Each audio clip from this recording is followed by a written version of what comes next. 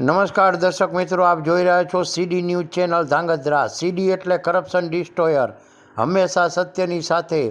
આજે તારીખ 14/4/2026ને વહેલી સવારે ધાંગધ્રા તરફ કચ્છમાંથી ધાંગધ્રા તરફ આવી રહેલા આઈસર ટ્રકને ધાંગધ્રા તથા મોરબીના ગૌસેવકોએ મળી પીછો કરી અને ધાંગધ્રા સીતરામા ફાટકથી આગળ આવેલ હાઈવે પર એ ટ્રકને રોકી પાડ્યો હતો અને ડ્રાઈવર સાથે આઈસર ટ્રકને પકડી લીધો હતો અને ટ્રકની અંદર તપાસ કરતાં તેમાંથી 38 નાના પાડાઓ જે ક્રૂરતાપૂર્વક બાંધી અને કતલખાને લઈ જવાતા હતા તેઓને પકડી અને ધાંગધ્રા તાલુકા પોલીસને સોંપ્યા છે.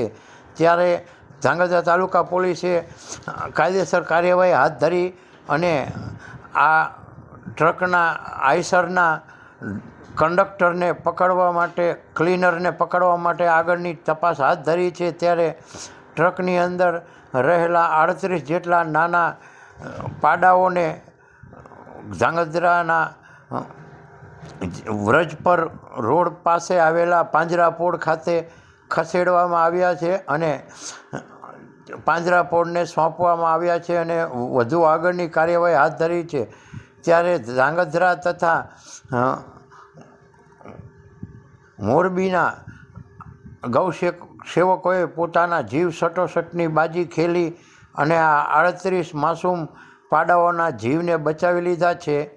ત્યારે ચોમેરથી ધાંગધ્રા અને મોરબીના ગૌસેવકોની પ્રશંસા અને વખાણ થઈ રહ્યા છે.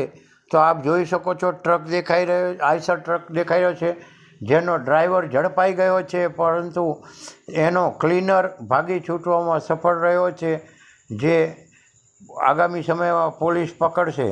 અને ટ્રકની અંદર ખીચોખીચ ભરેલા 38 જેટલા પાડાઓ આપ જોઈ શકો છો કે ક્રૂરતાપૂર્વક બાંધેલા છે અને કતલખાને લઈ જવાતા હોવાની હાલ પ્રાથમિક માહિતી મળી રહી છે. વધુ તપાસ ધાંગધ્રા તાલુકા પોલીસ દ્વારા કરવામાં આવે છે અને આગળ ક્યાં લઈ જવાના હતા, કોએ મંગાવ્યા હતા, કોએ ભરી દીધા હતા, આ બધી માહિતી પોલીસ તપાસ બાદ બહાર પડશે તેવું જાણવા મળી રહ્યું છે.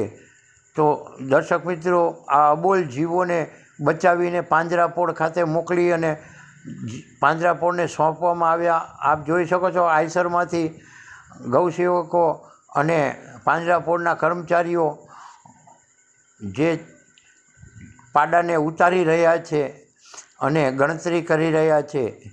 તો ધાંગધ્રા તથા મોરબીના ગૌસેવકોની મહેનત રંગ લાવી હતી અને આ પાડાઓનો જીવ બચ્યો હતો. તો આપ જોયું કે આ ધાંગધ્રાના અને મોરબીના ગૌસેવકોને ખૂબ ખૂબ અભિનંદનને પાત્ર છે.